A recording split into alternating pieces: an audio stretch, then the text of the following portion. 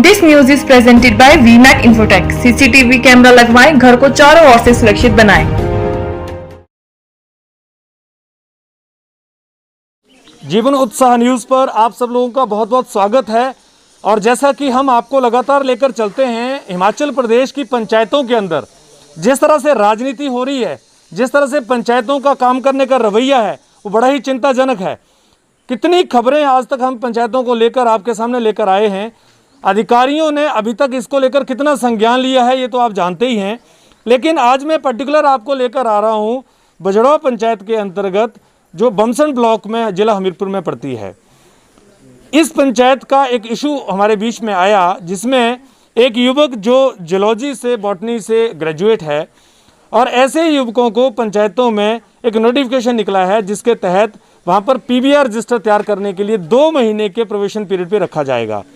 ऐसे में उन बच्चों को कुछ मानदेय भी दिया जाएगा, और ये जो उनके क्षेत्र में जो जड़ी बूटियाँ होती हैं उनकी खोज के लिए, उसकी जानकारी के लिए इन बच्चों को तैयार किया जाएगा और इन बच्चों को उस आधार पर रखा जाएगा। पंचायतों को इस आधार पर नोटिफिकेशन जारी किए गए हैं ब्लॉक द्वारा, और पंचायतों में ये बताया गया है कि आप अपने क्षेत्र में, अपने गांव में ऐसे बच्चों को ढूंढें जो ग्रेजुएट हों जूलॉजी में या बॉटनी में, और इन बच्चों को 2 महीने के प्रोबेशन पीरियड पे पीबीआर रजिस्टर तैयार करने के लिए रखा जाएगा। हमारे पास ये शिकायत आने के बाद में हमें एक शिकायत, एक लड़का अमित कुमार, उसकी शिकायत हमें मिली, और उसने बताया कि उसको रखने की बजाय बाहर के किसी व्यक्ति को इस पंचायत में रख लिया गया। मेरा यहाँ पर प्रश्न ये है कि जब सरकार ने सीधा नोटिफिकेशन निकाला हुआ है, उस नोटिफिकेशन के तहत ये बताया है कि जो बच्चे लाइफ साइंस ग्रेजुएट हैं उनको 2-2 महीने के लिए बॉटनी या जूलॉजी में होने चाहिए, उनको हम 2 महीने के लिए रखेंगे और उनको जो है वो यहाँ पर मानदेय भी दिया जाएगा सरकार की तरफ से। तो ऐसे बच्चों को क्यों चिन्हित नहीं किया गया, क्यों नहीं रखा गया? अब यहाँ पर सवाल ये आता है कि यहाँ पर प्रधान जी अपना पक्ष रखते हैं, सेक्रेटरी साहब अपना पक्ष रखते हैं। हमने सबको इकट्ठा बुलाया एक जगह पर ताकि ये अपनी अपनी बात तो रख सकें। प्रधान जी का क्या कहना है पहले हम उस पर चलेंगे, फिर अगली बात करेंगे, क्योंकि प्रधान ही सबसे बड़ी गांव की जिम्मेवारी है।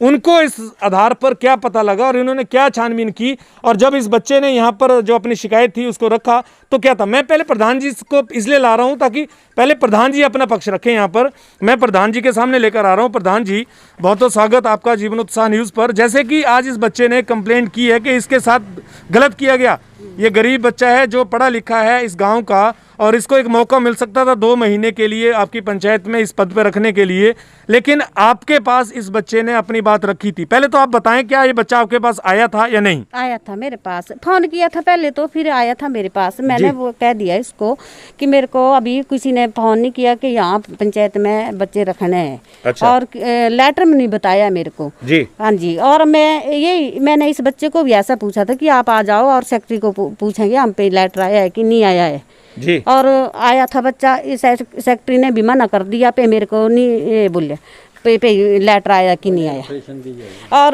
प्रधान फिर मैंने इसको कह दिया कि बेटे आप नहीं है तो ऑनलाइन निकले हैं तो ऑनलाइन भरवा दो, अगर नहीं निकले हैं तो वीडियो से करती हूँ मैं फोन, या आप भी कर लो वीडियो से बात। नहीं प्रधान जी, मेरा सीधा सवाल पहला, हाँ जी, क्या आपको सेक्रेटरी द्वारा कोई नोटिफिकेशन जारी किया गया था? नहीं सर, मेरे को नहीं किया है, नाम मैं पूछी इन्होंने। और दूसरी बात है, मेरा कहना ये है कि जब मेरी पंचायत में पढ़ा लिखा बच्चा है तो मेरा मायने है मैंने यही रखना है, और बच्चे हैं तो वो भी रख सकते हैं, उनको भी रख सकते हैं। मैं भी आपके बीच में लेकर आऊंगा। मैं यहाँ पर पहले उस बच्चे की शिकायत रखना चाहता हूँ। अब जो बच्चे ने शिकायत की है उसके साथ क्या समस्या है, हमारे बीच में यहाँ अमित कुमार हैं। अमित, आप अपनी पूरी समस्या बताएं, क्या इशू आपके साथ हुआ था? सर, हमारी पंचायत में पीपल बायोडाइवर्सिटी रजिस्टर बनाने के लिए 2 बच्चे हायर किए जाने थे, जिसके लिए एलिजिबिलिटी रखी थी बीएससी बॉटनी और बीएससी जूलॉजी। मैं बीएससी एमएससी बॉटनी का छात्र हूं। जब मेरे को इस नोटिफिकेशन के बारे में पता चला तो सबसे पहले मैंने अपनी प्रधान को फ़ोन किया। मैंने उनसे पूछा कि हाँ, हमारी पंचायत में 2 कैंडिडेट बीएससी बॉटनी और एमएससी जूलॉजी के 2 स्टूडेंट रखे जाने हैं। तो उन्होंने कहा कि मेरे को इस बारे में अभी तक कोई सूचना नहीं मिली है, आप पंचायत सेक्रेटरी से बात कर सकते हैं।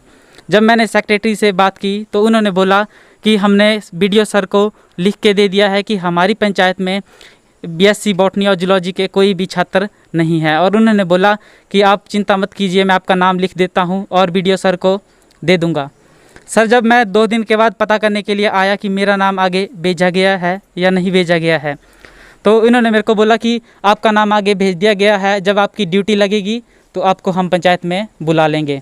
सब जब मेरे को 3-4 दिन बाद पता चला कि इस पंचायत में किसी और पंचायत के छात्र रख लिए गए हैं, तब मैंने इनसे जवाब पूछा कि अगर आपकी पंचायत में पढ़े लिखे नौजवान छात्र हैं तो उनको क्यों नहीं रखा गया। इस पंचायत में 6-7 गांव आते हैं, तो हर एक गांव में 3-4 हमारे BSc बॉटनी और जूलॉजी के छात्र आपको मिल जाएंगे। इन्होंने बोला कि आप ये 1 महीने पहले की बात है। तो सर मैं इनसे ये पूछना चाहूँगा कि जब मैंने 7 अगस्त को अपना नाम दर्ज करवाया तो उस दिन उन्होंने मेरे को ये बात क्यों नहीं बोली कि हाँ अब 1 महीने पहले की बात है, आपको 1 महीने पहले अपना नाम दर्ज करवाना चाहिए था। ठीक है अमित, हम आपको लेकर आएंगे। अभी हमारे बीच में यहाँ पर सचिव साहब खड़े हैं, हम इनसे पूछेंगे। सचिव साहब, आप पहले ये बताइए कि क्या आपके पास ब्लॉक से कोई नोटिफिकेशन जारी हुआ था इसको लेकर? जी सर, हुआ था। जी हाँ जी, जब नोटिफिकेशन जारी हुआ था तो आपने प्रधान को क्या इसकी सूचना दी थी? दी थी सर। अच्छा, उसी दिन दे दी थी। उसी दिन प्रधान जी को वापस लेकर आएंगे। प्रधान जी, सेक्रेटरी साहब कह रहे हैं कि हमने सूचना दे दी थी। सर मेरे को नहीं, अगर मेरे को सूचना दी होती तो सर मैं सभी वार्ड पंचों को फोन करती हूँ और उनसे पूछती हूँ कि ऐसा बंदा रखना है और आप बता दो कौन बंदा रखना है। राइट। सेक्रेटरी साहब, आप कह रहे हैं आपने नोटिफिकेशन दे दिया था, कोई लिखित नोटिफिकेशन दिया था? लिखित नहीं दिया सर। क्यों सर, लिखित क्यों नहीं दिया? फोन के ऊपर बताया था। नहीं, आपने लिखित में क्यों नहीं दिया? जब आपके पास लिखित आया है तो आप पंचायत को लिखित क्यों नहीं दे रहे? बाकी प्रधान को बता दिया था, मैंने आपके एरिया में कोई है इनको बता दिया प्रधान को। तो प्रधान जी झूठ बोल रहे हैं? झूठ बोल रहे हैं सर। नहीं सर, मैं मेरे पास नहीं, मेरे को नहीं पूछा है इन्होंने। नहीं, कब पूछा था तूने? रिकॉर्डिंग लग जाएगा आपके। हाँ, रिकॉर्डिंग कर देंगे, कोई मेरे को नहीं पूछा है सर। नहीं, रिकॉर्डिंग दे ये इसका नियम क्या है? नियम क्या बोलता है? 1 मिनट प्रधान जी, 1 मिनट प्रधान जी, नियम क्या बोलता है? सर ब्लॉक से बोला अभी 2 आदमी चाहिए। नहीं, ब्लॉक से आपको क्या फोन पे बोला था? लेटर 1 मिनट, लेटर निकला था एक्चुअली नहीं, ब्लॉक से आपके पास फोन से बोला था, लेटर मीटिंग में बोला था। रिटर्न दिया है? नहीं, रिटर्न आपने रिटर्न नोटिफिकेशन पंचायत को क्यों नहीं दिया? मैंने फोन के माध्यम से दे क्यों दिया। रिटर्न क्यों नहीं दिया? रिटर्न नहीं दिया सर। क्यों सर? क्योंकि रिपोर्ट उसी दिन लेनी थी ना जी। हाँ जी, रिपोर्ट उसी दिन लेनी थी। नहीं, रिपोर्ट उसी दिन लेनी थी। आपका रिटर्न नोटिफिकेशन देना क्यों जरूरी नहीं है पंचायत को? फोन के माध्यम से बोला था सर उसी नहीं, दिन। आपने रिटर्न नोटिफिकेशन क्यों नहीं दिया सर? तो क्या कारण रहा? क्योंकि उस दिन रिपोर्ट मांगी थी ना जी। नहीं, सेम डे रिपोर्ट मांग ली? जी हाँ जी। क्या ऐसा पॉसिबल है कि एक दिन आपको नोटिफिकेशन आए और नोटिफिकेशन के साथ ही उसी दिन रिपोर्ट सबमिट करानी है? ऐसा क्यों सर? ऐसा क्या जल्दबाजी थी? ब्लॉक वाला ने मांगे सर, मैंने। अच्छा, आप ड्यूटी कितने बजे आते हैं सर? ड्यूटी 10 बजे आता था। आप 11:30 बजे ड्यूटी पे आए हैं सर, ऐसा क्यों? आज सर गार्डन में ली मुझे कोई नहीं, आपकी शिकायत रोज लोग बोल रहे हैं कि आप इसी टाइम पे आते हैं। कौन बोल रहा ये है? सभी लोग यहाँ पर बोल के गए हैं कि अभी ये लोग इसी तरह से आते मैं हैं। ठीक 10 बजे आता तो कौन बोल रहा है सर ऐसा? नहीं सेक्रेटरी साहब, आप ये बताइए, जी। आप ये कह रहे हैं कि आपने इनको मौखिक बोल दिया। जी हाँ जी। प्रधान जी कह रहे हैं नहीं बोला। आपके गाँव का जो लड़का है, जब आपके पास कोई रिकॉर्ड रिटर्न में नहीं आया तो आपने दूसरी पंचायत के लोगों को कैसे रिकमेंड किया? मैंने नहीं किया सर, किसने किया? ब्लॉक वाला ने किया है। ब्लॉक वाले कैसे रिकमेंड कर सकते हैं आपकी रिकमेंडेशन के बिना? ऐसा सर जैसे बदानी पंचायत है उसमें भी वो आदमी है। नहीं तो आपने नोटिफिकेशन दिया। आप मुझे ये बताइए जी सर, कि जब आपको आपने प्रधान को बोला कि आप उनको नोटिफिकेशन दीजिए, मैं मानता हूँ प्रधान जी ने आगे नहीं बोला, तो प्रधान जी से आपने कोई लिखित स्पष्टीकरण लिया इसको लेकर? मैंने पूछा ना से भाई कोई आदमी तो मुझे लिखाओ नाम और फोन नंबर। प्रधान ने क्या बोला? भाई ऐसा कोई व्यक्ति नहीं हमारे एरिया में, न बाकी 2 आदमी थे उन्होंने मना कर दिया। प्रधान ने लिख के दिए बात? नहीं, फोन पर ही हुई सर। नहीं, फोन पे का मतलब क्या होता है? But you mean by phone sir? क्योंकि रिपोर्ट उसी दिन देनी थी। नहीं, रिपोर्ट का क्या मतलब है? कि ये तो आपके अधिकारी देखेंगे रिपोर्ट किस दिन देनी है, लेकिन आपने जब आपके पास लिखित सूचना आई है तो आपने लिखित आधार पर क्यों नहीं आप प्रधान से लिखित लिया कि आपके गांव में कोई इस तरह का बच्चा नहीं है? लिखने ले रहा सर।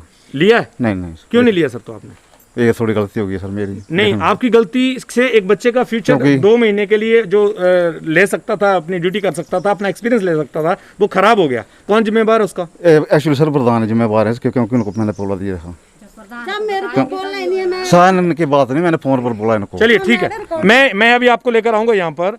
मेरा यहाँ पर एक बहुत बड़ा प्रश्न है विभाग से, अधिकारियों से, सरकार से। सर ये क्या चल रहा है? ये आपकी पंचायतें जिनके लेकर आप बड़े बड़े दावे करोड़ों रुपए खर्च करने के बोलते हैं, ये लोग मौखिक रूप से कार्य कर रहे हैं। मौखिक रूप से ये प्रधान को अगर बोलते भी हैं तो उसकी ड्यूरेबिलिटी क्या है, उसकी जस्टिफिकेशन कैसे करेंगे? सरकार ने एक नियम बनाया है कि यदि आपको नोटिफिकेशन आया है तो आप वो नोटिफिकेशन पंचायत को दें कि इस तरह से हमारे पास नोटिफिकेशन आया है, आप अपने वार्ड पंचों को आगे बताएं और वार्ड पंच अपनी रिपोर्ट सबमिट कराएंगे। ये तो तरीका है। ये कौन सा तरीका हुआ कि मैंने मौखिक बोला और मौखिक बोलने के बाद में प्रधान जी कह रहे हैं मुझे पता नहीं कौन इस बात की कौन इंक्वायरी करेगा। क्या सीबीआई से इंक्वायरी कराएं इस बात की कि किसने सही बोला था, किसने गलत बोला था? इस तरह की राजनीति, इस तरह का भेदभाव जो चल रहा है पंचायतों के अंदर, ऐसे कर्मचारियों के खिलाफ सख्त कार्रवाई की जानी चाहिए, जांच की जानी चाहिए इन लोगों की कि इन लोगों ने बाहर के किसी व्यक्ति से मिलीभगत करके अपनी पंचायत में एक बच्चे का अधिकार छीन लिया है। एक बच्चा जो दिन रात मेहनत करते हैं, पढ़ाई करते हैं, एक तो बेरोजगारी वैसे ही हमारे प्रदेश में बहुत ज़्यादा है और ऊपर से इतनी मेहनत करके एक बच्चा अपनी ज़िंदगी में आगे बढ़ने की सोच रखता है, उसको डिमोटिवेट करते हैं ये लोग। राजनीति का अखाड़ा बना के रखा है इन लोगों ने। और इस तरह की जो बातें हैं, इस तरह की जो चर्चाएं हैं, वो हर पंचायत में आपको मिलेंगी। अभी तो एक पंचायत का मुद्दा मैंने आपके सामने रखा है। मैं यहाँ पर बाढ़पंच साहब खड़े हैं। बाढ़पंच साहब, ये बताइए, आपके गांव में अगर आपके पास कोई नोटिफिकेशन आता, हाँ सर। तो आप क्या इस बच्चे का नाम रिकमेंड करते नहीं करते? नहीं सही सर, मैं इनके साथ हूँ, मेरे वार्ड का है, बच्चा है, पढ़े लिखे है। तो आपको प्रधान जी की तरफ से कोई नोटिफिकेशन नहीं आया? नहीं सर, नहीं आया। किसी तरह से कोई सूचना नहीं आई? नहीं सर। अच्छा, यहाँ पर मैं चलिए बात करता हूँ। प्रधान जी जैसे ये कह रहे हैं कि इनका आपकी तरफ से कोई इनको सूचना नहीं मिली है। अब देखिए बात 3 लोगों पे खड़ी है। सेक्रेटरी साहब कह रहे हैं, देखिए ब्लॉक से हमारी बात हुई, वीडियो साहब से, ब्लॉक से बिल्कुल नोटिफिकेशन आया हुआ है और वो नोटिफिकेशन की कॉपी आपको यहाँ पंचायत में भी मिल जाएगी, सेक्रेटरी साहब के पास मिल जाएगी। नोटिफिकेशन वहां से चला, लेकिन यहाँ से आपके पास नहीं नोटिफिकेशन आया। मतलब आप ये कहने के लिखित इनका कोई नोटिफिकेशन नहीं आया। क्या फोन पे आया था कोई? नहीं जी, मेरे को नहीं आया ना। तो मैंने बाढ़ पंच को फोन पर भी कोई जो फोन करे पे यहाँ बंदे रखने हैं हमने, तो मैं बाढ़ पंचों पूरे फोन करे उन सिलाई दस्या थी ने पे सिलाई मैडम रखनी पे यहाँ। तो मैं बोले पे 9 रोज ट्रेनिंग होनी ब्लॉक में, कने उनको पे मशीन भी मिलनी, कने बाहर रखना उसको। तो मैं सारे बाढ़ पंच पूछे, इन्होंने सभी ने मना कर दिया पे ऐसी औरत कोई नहीं है। मैंने भी मना कर दिया वहाँ पे जी। हाँ जी, जब मेरे को पूछा नहीं है सर, तो मैंने बाढ़ पंच को बोलना था पे यहाँ ये बच्चे पढ़े लिखे, और सर इसकी फीस भी कोई और देता है। ले आया था ना ये लड़का, इनके ये पढ़ाने की फीस मेरे को बताया था। पहले मेरे पास आया लड़का आया ना यार सर, तो इन्होंने बोला मेरे को बताया था, उस दिन बताया नहीं, प्रधान ने ये बताया था मेरे को। आज क्यों कर रही है फिर? मैंने बताया था आपको ना जी सब। नहीं देखिए, एक मिनट देखिए, हमारा मकसद यहाँ आपकी लड़ाई सुनना नहीं है, ना हमें जरूरत है। हम तो सरकार से, अधिकारियों से, उपायुक्त महोदय आपसे पूछना चाहते हैं कि आपकी पंचायतों में क्या हो रहा है, किस तरह के लोग आपके यहाँ पर हैं जो इस तरह की राजनीति करके इस तरह का, वैसे पंचायतों वैसे भ्रष्टाचार को लेकर बड़े सवाल उठ रहे हैं। यहाँ मनरेगा वाले 4 सवाल उठा रहे हैं, यहाँ पर गांव के लोग 15 बातें उठाते हैं। पंचायतों का जिस तरह का रवैया ये यहाँ पर भाई भतीजाबाद का आ रहा है, इसमें 100% तय है कि कहीं ना कहीं किसी अन्य आदमी को फायदा पहुंचाने के लिए इन लोगों ने ये साजिश रची है। और इसका दोषी कौन है ये अधिकारी जानेंगे, वीडियो साहब जानेंगे, उपायुक्त महोदय जानेंगे, मुख्यमंत्री महोदय जानेंगे, लेकिन जो भी दोषी है उसको सजा मिलनी चाहिए। और इस तरह की जो भी पंचायतें कार्रवाई कर रही हैं, इस तरह के जो कार्य कर रही है, उनके ऊपर रोक भी लगनी चाहिए, क्योंकि एक आम आदमी जिंदगी भर मेहनत करता है, अपनी छोटी छोटी रोजी रोटी, और जैसे बता रहे हैं ये बच्चा बहुत गरीब है, इसकी फीस भी कोई और दे के पढ़ा रहा है। इसको शर्म नहीं आती इन लोगों को?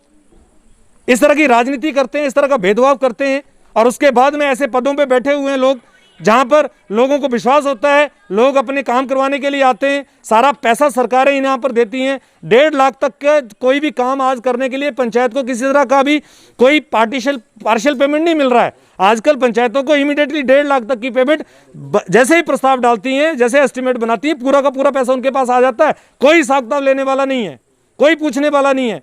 1 लाख रुपए का काम होता है, खड़के रोड़े लगाकर काम चला के काम कर दिया जाता है, कोई पूछने वाला नहीं है, कोई एस्टिमेट लगाने वाला नहीं है। मुख्यमंत्री साहब, आपके हिमाचल प्रदेश में यहाँ पर जो ये लूटपाट की नीति चली हुई है, इसको लेकर आपकी छवि खराब हो रही है। आप इसके ऊपर संज्ञान लें। पंचायतों का इस तरह का जो रवैया, इस तरह का कार्य करने का जो तरीका है, इसको बदलने के लिए कार्य करें।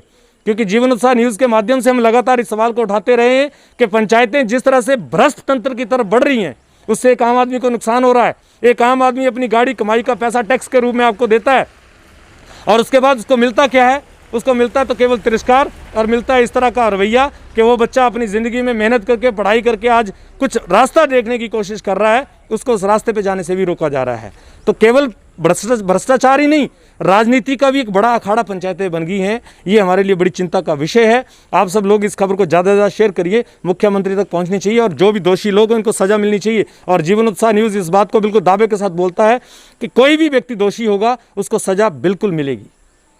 क्योंकि ये समाज लोकतंत्र की जो बात हम करते हैं, ये एक लोकतंत्र का स्तंभ है और इसमें कहीं भी गड़बड़ी बर्दाश्त नहीं है। बहुत बहुत धन्यवाद आप सब लोगों का। इसी तरह से बने रहिए, खबर को शेयर जरूर कीजिएगा। Thank you very much.